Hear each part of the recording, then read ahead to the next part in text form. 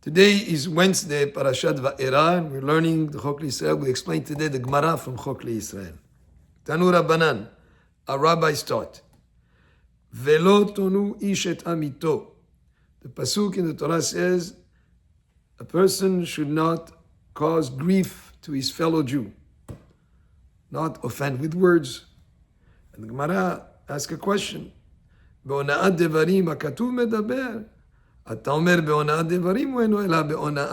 Because the verb in Hebrew, lotonu, could be understood either as causing grief to someone through hurtful words, or it could be also to cheat somebody financially, to wrong him financially.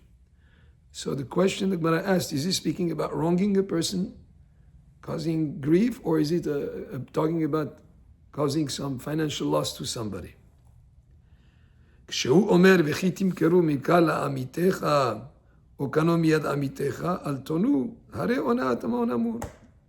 Mara says there's another pasuk that says when you make a sale to your fellow Jew, or if you make a purchase from a fellow Jew, each man should not charge his brother, in other words, not overcharge, not underpay. So we already have another pasuk that refers to making something that would be wrong financially, harming somebody financially, is another pasuk. So therefore, the first pasuk that we quoted is a pasuk that says, Lo tonu ish et amito, means not to hurt the feelings of somebody with words, not to cause him grief with words. Imaya ben Gerim, Gemara is going to give examples. If he was the son of people who converted to Judaism, Lo yomar lo zechor ma'aseh avotecha, shouldn't tell the person, remember the actions of your forefathers, in other words, that your parents were not Jewish initially. Another example that the Gemara just brought before, if it was a person that did teshuvah, you don't remind him what he used to do before he did teshuvah. You don't say, remember, he didn't used to observe Shabbat, he didn't used to do this. That would be, to some extent, hurtful, because it would be embarrassing. It could be like reminding something that the person did in the past that he would consider to be something bad, and it would cause to him, emotional kind of aggravation. If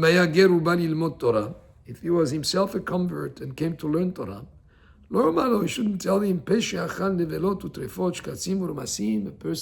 a mouth that ate non-kosher food, he's going to come to learn Torah with his mouth. That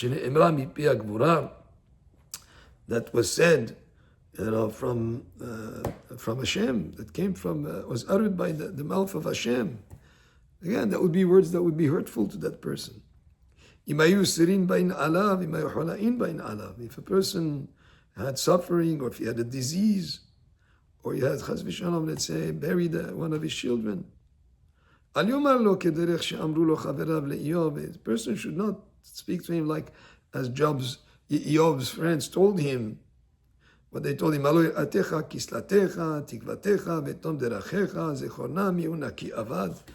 told him,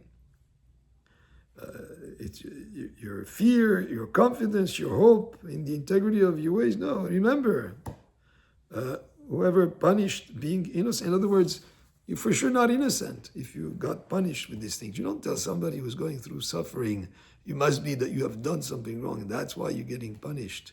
That would be, again, hurtful in terms of emotionally aggravating to the person.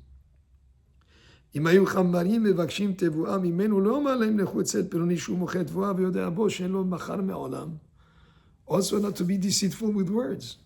If somebody wants to buy, let's say, some wheat, you don't tell him, go to such and such address, they sell wheat there, when you know they don't sell wheat there, because that would be deceitful. That's also, again, using the mouth to be hurtful to a person, not necessarily in this case offending him, but leading him the wrong way. Rav Yehuda adds even another thing. Omer, af lo itle enav ala mekach b'sha'a she'en lo damim she'arei hadavar masul lalev.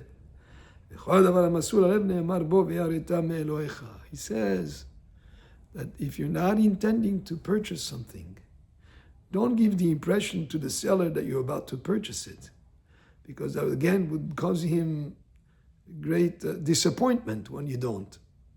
And he brings here The pasuk says there about this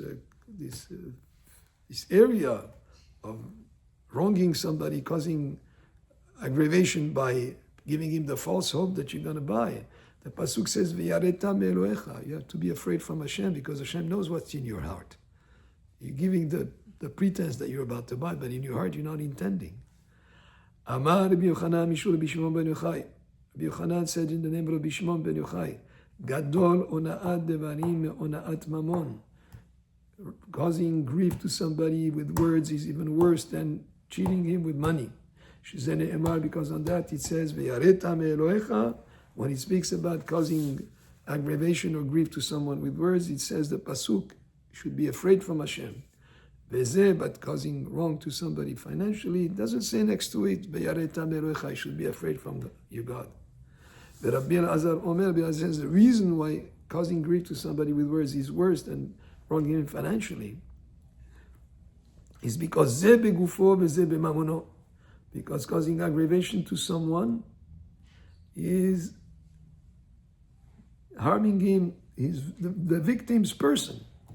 The other one is only his money. There's a difference. When you harm somebody's money, there's always a way maybe to make it back, etc. But hurting somebody in terms of feelings, that's something that is really in the person himself. Rabbi Shmuel ben Hamani Amar, he has another reason. This one you can give back. You wrong somebody financially, you overcharge him, you can give him back the money. But harming somebody with words, you cannot turn back the page.